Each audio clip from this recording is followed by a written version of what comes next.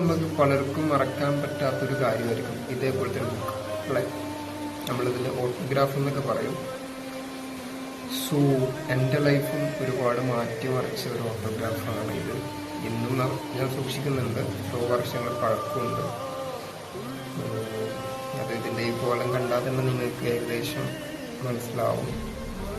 അപ്പം എന്തായാലും ഇതിലുള്ള ഓർമ്മകളും കാര്യങ്ങളെല്ലാം ഞാൻ ഇപ്പോഴും ഒരു നോട്ട്ബുക്ക് പോലെ, ഒരു ഡയറി പോലെ അടച്ചു വെച്ച കാര്യങ്ങളാണ്. നമ്മൾ ഓർമ്മിക്കാൻ ആഗ്രഹിക്കാത്ത കാര്യങ്ങളാണ്. പക്ഷെ ഓർത്ത സങ്കടം വരുന്ന കാര്യങ്ങളാണ്.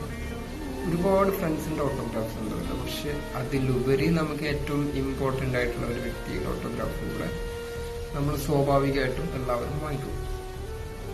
പിന്നീട് അത് ആലോചിച്ചിട്ടുള്ള കാര്യങ്ങളും അത് ഓർക്കുമ്പോൾ ഉണ്ടാകുന്ന ടെൻഷൻസും കാര്യങ്ങളൊക്കെ അത് വളരെ വലുതായിരിക്കും.